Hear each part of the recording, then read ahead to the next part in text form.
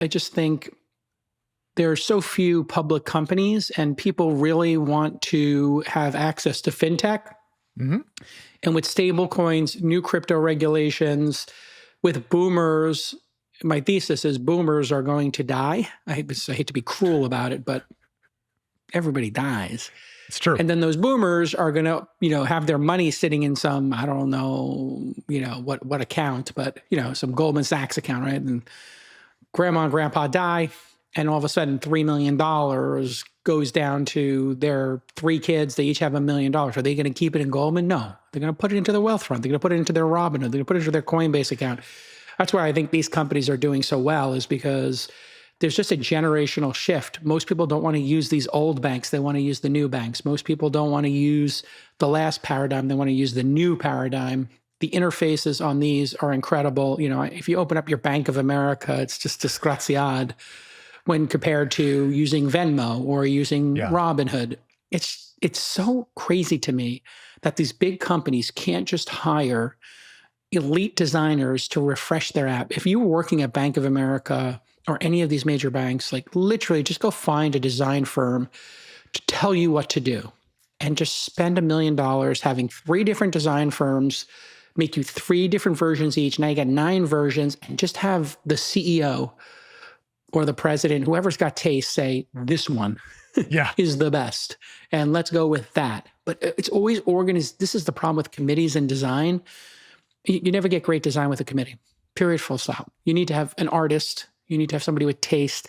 And ChatGPT, and all due respect to LLMs, they do interesting things, but they're not going to nail it. They're just not going to nail it on design. They're going to give you a lot of 4, 5, 6, and 7s. They're never going to get you to a 10. Maybe we'll be here in 5 years, it will. So I think they're great for mocking things up, Alex, but they're not great for the finished product. I like the idea of people playing and coming up with ideas, but then you got to have a really great designer finish your album art and your podcast or your logo. The generational point you made, Jason, is actually very salient, because if you take a look at who is signing up for Wealthfront, and on the screen right now, I have a chart that shows new clients by generation over at Wealthfront, going from 21 through 25. And there is a steady increase in the number of Gen Z customers that are signing up. So clearly they're the next generation of people that are saving money. Do they have boomers? That's the lightest one at the top. Yes, up here at the top. Not really a big category for them, so Goldman's probably safe in the short term. I can tell you that's really matches mine, because when I tried to get, the boomers in my extended family, like, to get on this, they were like, I don't want to change. People don't like change.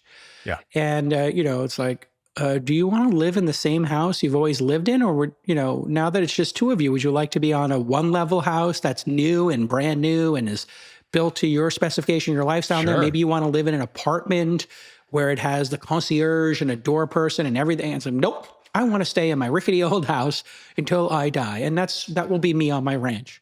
I'll be on my ranch with my chickens and my longhorns, and they'll have to get past the chickens and the longhorns and my bulldogs to get to me. Actually doesn't sound so bad.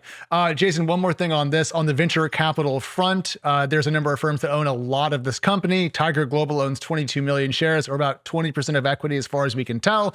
DAG Ventures, nearly 14 million shares. Oh, DAG. Our friends, DAG Ventures, my mistake. No, I think you could call them DAG. I call them DAG. Keep going. Yeah. Index Ventures, 12.9 million shares, and Ribbit Capital, the well-known fintech-focused venture firm, 9.8 million shares. So here's hoping to price as well when it does trade, maybe after the government's done being shut down.